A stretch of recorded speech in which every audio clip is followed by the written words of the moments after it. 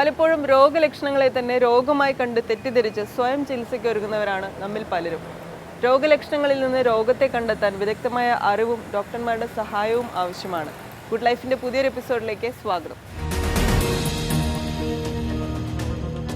നമ്മുടെ ജീവിതശൈലിയിലെ തകരാറ് കൊണ്ടും ഭക്ഷണത്തിലെ ക്രമക്കേട് കൊണ്ടും സർവ്വസാധാരണമായി ഇപ്പോൾ ആളുകളിൽ കണ്ടുവരുന്ന പ്രശ്നങ്ങളാണ് ഉദരസംബന്ധമായ രോഗങ്ങൾ. ഉദരസംബന്ധമായ രോഗങ്ങളുടെ ലക്ഷണവും ചികിത്സയുമാണ് ഇന്നത്തെ ഗുഡ് ലൈഫിൽ. വായ മുതൽ മലാശയം വരെയുള്ള അവയവങ്ങളും അവയോട് ചേർന്ന ദഹനേന്ദ്രിയ വ്യൂഹവുമാണ് ഗ്യാസ്ട്രോ ഇൻറ്റെസ്റ്റിനൽ ട്രാക്ട്. നമ്മൾ ഭക്ഷണം വായ കൊണ്ട് ചവച്ചരയ്ക്കുന്നത് മുതൽ പിന്നീട് ആമാശയത്തിലും ചെറുകുടലിലും നടക്കുന്ന തുടർ പ്രവർത്തനം വരെ ദഹനപ്രക്രിയ നീളുന്നു. വായിലുണ്ടാകുന്ന അൾസർ മുതൽ മലാശയ ക്യാൻസർ വരെയുള്ള വിവിധ അസുഖങ്ങൾ ഗ്യാസ്ട്രോ ഇൻറ്റെസ്റ്റിനൽ ചികിത്സാ വിഭാഗത്തിൽപ്പെടുന്നവയാണ്. വായ മുതൽ മലദ്വാരം വരെ ഇതിനകത്ത് അന്നനാളം, ആമാശയം, ചെറുകുടൽ, വൻകുടൽ മുതലായവയും ദഹനത്തെ സഹായിക്കുന്ന കരളുമായും പാൻക്രിയാസുമായി ബന്ധപ്പെട്ട അസുഖങ്ങളെ ചികിത്സിക്കുന്ന വിഭാഗമാണ് ഗ്യാസ്ട്രോഎൻട്രോളജി. വായ്പുണ്ണ് അഥവാ മൗത്ത് അൾസേഴ്സ് സാധാരണയായി ആളുകളിൽ കണ്ടുവരുന്ന ഒരു പ്രശ്നമാണ്. തൊട്ടടുത്ത മെഡിക്കൽ സ്റ്റോറിൽ പോയി മരുന്ന് വാങ്ങി പുരട്ടി താൽക്കാലിക രോഗശമനം തേടുന്നവരാണ് നമ്മിൽ പലരും. മലബന്ധം മുതൽ കരളിൻ്റെ പ്രവർത്തനത്തിലെ തകരാറ് വരെ പല കാരണങ്ങൾ കൊണ്ടാണ് മൗത്ത് അൾസേഴ്സ് ഉണ്ടാകുന്നത്.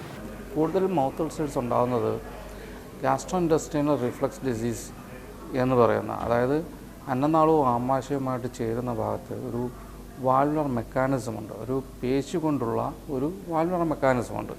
ആ വാൽവുലർ മെക്കാനിസം ഡിഫക്റ്റീവ് ആകുമ്പോഴത്തേക്ക് ആമാശയത്തിലുണ്ടാകുന്ന ആസിഡ്, അത് ആമാശയത്തിലുണ്ടാകുന്ന ആസിഡ് എന്ന് പറഞ്ഞാൽ മെയിനായിട്ട് ഹൈഡ്രോക്ലോറിക് ആസിഡാണ്. ഹൈഡ്രോക്ലോറിക് ആസിഡ് ആഹാരം ദഹിപ്പിക്കാൻ വേണ്ടിയിട്ട് ആമാശയത്തിൽ ഉൽപ്പാദിപ്പിക്കുന്ന ഒരു ആസിഡാണ്.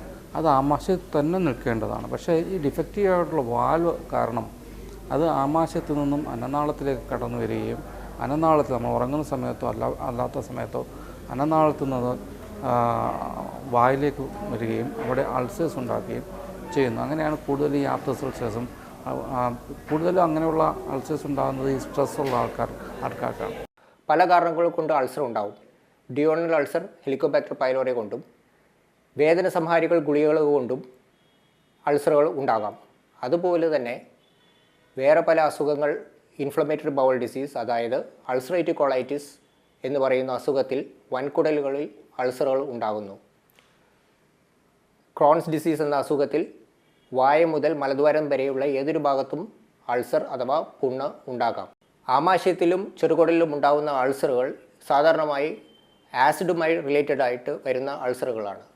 ഇവയ്ക്ക് ഞാൻ മുൻപ് പറഞ്ഞ പോലെ ഹെലിക്കോബാക്ടർ പൈലോറി ഉണ്ടെങ്കിൽ അതിനെ ചികിത്സിച്ച് മാറ്റുക, വേദന സംഹാരികൾ ഗുളികകൾ കഴിക്കുന്ന ഒരാളാണെങ്കിൽ അതിൻ്റെ അളവ് കുറയ്ക്കുക എന്നിവയാണ് പ്രധാനമായും ചെയ്യേണ്ടത്.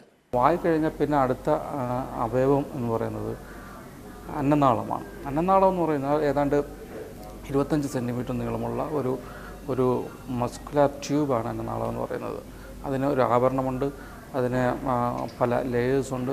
ഇപ്പോൾ ഈ ആവരണത്തിനുള്ളിൽ ചില വ്രണങ്ങൾ ഞാൻ നേരത്തെ പറഞ്ഞ മാതിരി ഈ ആസിഡിൻ്റെ റീഫ്ലക്സ് മുഖാന്തരം അവിടെ ഉണ്ടായിട്ടാണ് oesophageal ulcers, gastro oesophageal reflux disease എന്ന് പറയുന്ന അതുണ്ടാകുന്നത്. ജീവിതശൈലിയുമായി ബന്ധപ്പെട്ട് കൂടുതൽ മസാല അഥവാ എരിവ് ഉള്ള ഭക്ഷണങ്ങൾ കഴിക്കുകയാണെങ്കിൽ ആസിഡിറ്റി കൂടുകയും അത് നമുക്ക് അൾസർ ഉണ്ടാക്കുവാൻ ഉതകുന്നതുമാണ്. അവ ആസിഡിറ്റി കൂട്ടുകയും ചിലവർക്ക് ഈ ആസിഡിറ്റി നെഞ്ചിലോട്ട് കയറുമ്പോൾ നെഞ്ചിരിച്ചിൽ ഉണ്ടാവുകയും അതിനെ നമ്മൾ ഗ്യാസ്ട്രോ ഈസോഫാജിയൽ റിഫ്ലക്സ് ഡിസീസ് എന്ന് പറയുന്നു. അതായത് വയറ്റിലുണ്ടാകുന്ന, ആമാശയത്തിലുണ്ടാകുന്ന ആസിഡിറ്റി അത് അന്നനാളത്തിലോട്ട് കയറുമ്പോൾ അവിടെ ഉണ്ടാകുന്ന മുറിവുകൾക്കാണ് ഈസോഫാജൈറ്റിസ് എന്ന് പറയുന്നത്. അതിനെ നമ്മൾ ഗ്യാസ്ട്രോ ഈസോഫാജിയൽ റിഫ്ലക്സ് ഡിസീസ് എന്ന് പറയുന്നു. ഇതിനു വേണ്ടി നമ്മൾ ആസിഡിറ്റി കുറയ്ക്കുന്ന മരുന്നുകളാണ് സാധാരണയായി കൊടുക്കുന്നത്. അതിനു മുമ്പായി ജീവിതശൈലിയിൽ നമ്മൾ മാറ്റം വരുത്തേണ്ടതുണ്ട്. ഉദരസംബന്ധമായ എല്ലാ രോഗങ്ങളുടെയും പ്രധാന ലക്ഷണങ്ങൾ നമുക്ക് ഗ്യാസ് ട്രബിളും നെഞ്ചരിച്ചിലും ഒക്കെ തന്നെയായിരിക്കും. പക്ഷേ ഇത്തരം ലക്ഷണങ്ങൾ ലാഘവത്തോടെ എടുത്തു കഴിഞ്ഞാൽ അന്നനാള ക്യാൻസർ പോലെയുള്ള മാരക അസുഖങ്ങൾ നമ്മൾ കണ്ടെത്താൻ വൈകിയേക്കും. അന്നനാളത്തിലുണ്ടാകുന്ന ക്യാൻസറുകൾ സാധാരണ ലേറ്റായിട്ടാണ് കണ്ടുപിടിക്കപ്പെടുക.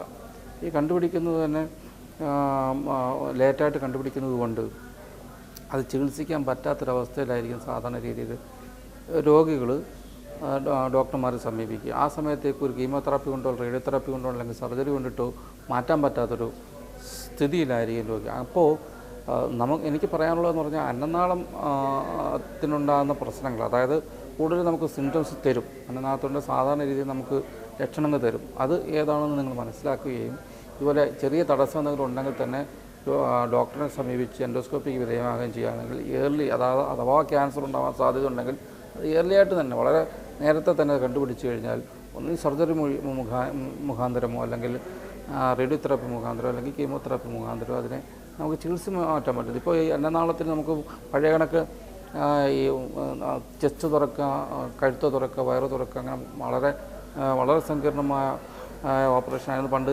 അന്നനാളത്തിൻ്റെ അർബുദത്തിന് വേണ്ടി ചെയ്തുകൊണ്ടിരുന്നത്. പക്ഷേ ഇപ്പോൾ അത് എന്ന് പറഞ്ഞാൽ കീബോർഡ് സർജറിയിലൂടെ അത് ചെയ്യാൻ പറ്റുന്ന ഒരു അവസ്ഥ ഉണ്ടായിട്ടുണ്ട്. സാധാരണ വയറുമായി ബന്ധപ്പെട്ട ഏതു പ്രശ്നവും ഗ്യാസിന്റെ ഉപദ്രവമായി വ്യാഖ്യാനിക്കപ്പെടാറുണ്ട്. ഗ്യാസ് ട്രബിൾ പലരിലും പല ലക്ഷണങ്ങളാണ് ഉണ്ടാക്കുക. നെഞ്ചുവേദന, നെഞ്ചെരിച്ചിൽ, വയറുവേദന, വയറു വീർത്തിരിക്കുക, ഏമ്പക്കം, ശ്വാസം മുട്ടൽ, പുറം വേദന എന്നിവയൊക്കെയാണ് സാധാരണ ലക്ഷണങ്ങൾ. വയറ്റിലെ പുണ്ണ് അഥവാ അൾസർ ഗ്യാസിന് കാരണമായ രോഗമാണ്. വെറും ഗ്യാസ് എന്ന് കരുതി അവഗണിച്ചാൽ അൾസർ സങ്കീർണമാവുകയും വയറ്റിലെ രക്തസ്രാവത്തിനും കുടൽ പൊട്ടിപ്പോകുന്നതിനും വരെ കാരണമായേക്കാം. വയറ്റിലെ പുണ്ണും പഴുപ്പുമെല്ലാം ചികിത്സ വൈകിയാൽ ക്യാൻസറായി മാറാനുള്ള സാധ്യതയുമുണ്ട്. നമ്മൾ ഏറ്റവും കൂടുതൽ ഈ കാലഘട്ടത്തിൽ പ്രത്യേകിച്ചും ഈ ജങ്ക് ഫുഡുകളുടെയും ഈ ടിൻഡ് ഫുഡുകളുടെയൊക്കെ കാലഘട്ടത്തിൽ ഏറ്റവും കൂടുതൽ നമുക്ക് രോഗികൾക്ക് ഏറ്റവും കൂടുതൽ ഗ്യാസ് എന്ന് പറഞ്ഞിട്ടാണ് കൂടുതലും നമ്മളടുത്ത് രോഗികൾ ഡോക്ടർമാരെ സമീപിക്കാറുള്ളത്. അത് മെയിനായിട്ടെന്ന് പറഞ്ഞാൽ അത് ഗ്യാസ് എന്ന് പറയുന്നൊരു രോഗലക്ഷണം മാത്രമാണ്. അത് ഗ്യാസ് എന്ന് പറയുന്നൊരു രോഗമല്ല.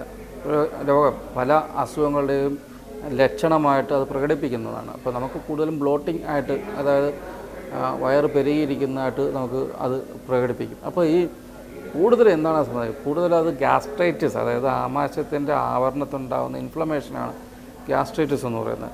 ആ ഗ്യാസ്ട്രൈറ്റിസ് നമുക്ക് ഗ്യാസായിട്ട് അനുഭവപ്പെടുകയും അതും നേരത്തെ പറഞ്ഞ കണക്ക് ഒരു എൻഡോസ്കോപ്പ് വഴി കണ്ടുപിടിക്കാവുന്ന സാധനമാണ്. ചിലപ്പോൾ വളരെ സൂപ്പർഫിഷ്യലായിട്ടുള്ള വ്രണങ്ങളായിരിക്കും ഉണ്ടായിരിക്കുക, അതല്ലെങ്കിൽ ഡീപ്പായിട്ടുള്ള വ്രണങ്ങളാണ്. ഈ അൾസർ എന്നുകൊണ്ട് നമ്മൾ വിവക്ഷിക്കുന്നത്, അൾസർ എന്ന് പറഞ്ഞാൽ എന്താണ്?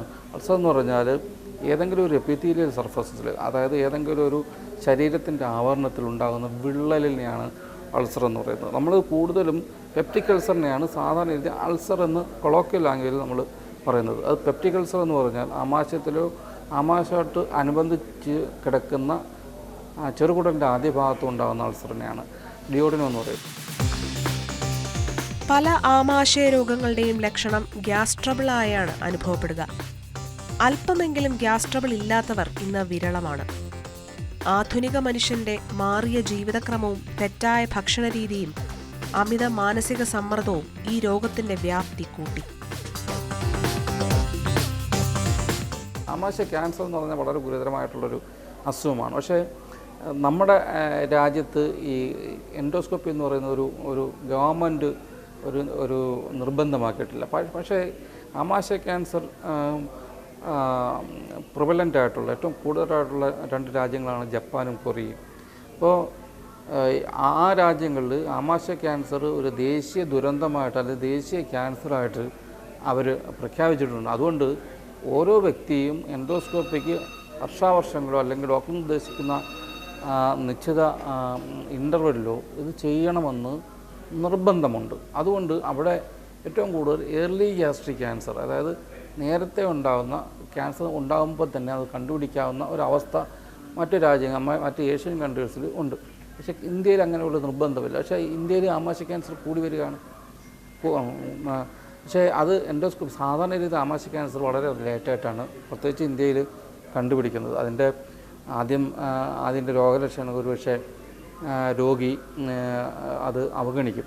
അത് കൂടുതലൊരു രോഗലക്ഷണം ആദ്യം കുറച്ച് വായുവായിട്ട് അല്ലെങ്കിൽ ഗ്യാസായിട്ടൊക്കെ അനുഭവപ്പെടുകയും പിന്നെ അത് പെയിനായിട്ടോ അല്ലെങ്കിൽ ആഹാരം കഴിക്കാൻ പറ്റാത്ത ആഹാരം കഴിക്കാൻ വേദനയായിട്ട് വരികയും ഛർദ്ദിക്കുക തുടങ്ങിയ അല്ലെങ്കിൽ ചിലവർക്ക് ബ്ലീഡിംഗ് ആയിട്ട് പ്രത്യക്ഷപ്പെടും. അങ്ങനെ പല പല രോഗലക്ഷണങ്ങളുമായിട്ടാണ് ആമാശയ ക്യാൻസർ പ്രത്യക്ഷപ്പെടാറ്.